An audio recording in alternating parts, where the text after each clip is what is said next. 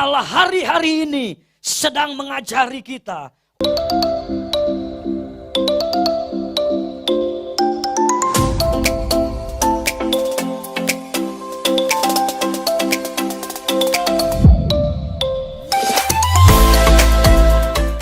Di padang gurun tidak ada tempat untuk saudara bersembunyi. Padang gurun adalah tempat menyucikan diri kita dari segala dosa dan salah. Kita perlu ada perenungan-perenungan dalam hidup kita ketika kita mengalami masa-masa padang gurun. Apapun yang kita perbuat tidak ada yang tersembunyi di mata Tuhan. Amin Bapak Ibu. Semua terbuka. Semua telanjang di hadapan Tuhan. Apapun yang kita perbuat Tuhan lihat.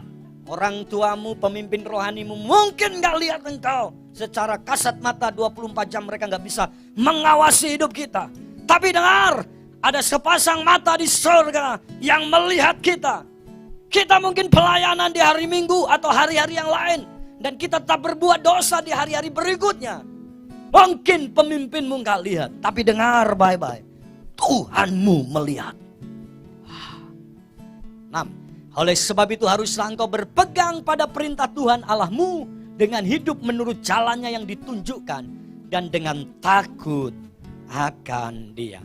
Apa makna perjalanan 40 tahun di padang gurun yang pernah dialami oleh bangsa Israel, dan ini menjadi pembelajaran buat kita semua. Yang pertama, Allah sedang mengajar kita. Bangsa Israel harus diajar. Karena bangsa inilah bangsa yang tegar tengkuk. Dan tidak selalu mengerti perasaan dan hatinya Tuhan. Tapi Allah sedang mengajar bangsa itu sama dengan kita. Allah hari-hari ini sedang mengajari kita. Untuk kita semakin mengasihi Tuhan. Bukan hanya dengan mulut, tapi dengan hati.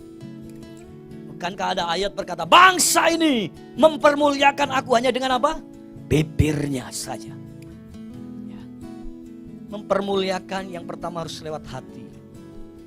Karena banyak orang memuji Tuhan hanya dengan mulut. Ya. Saya suka dengan lagu lama. Memujimu lewat suaraku. Refnya keren sekali.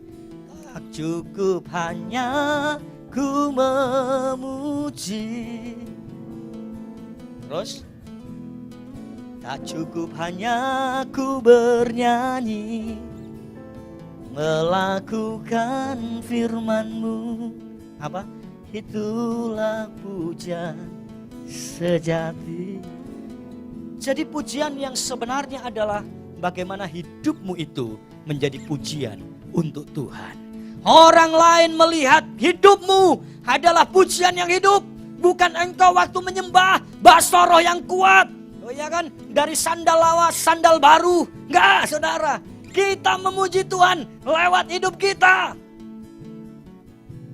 Bapak Ibu dimanapun Anda berada.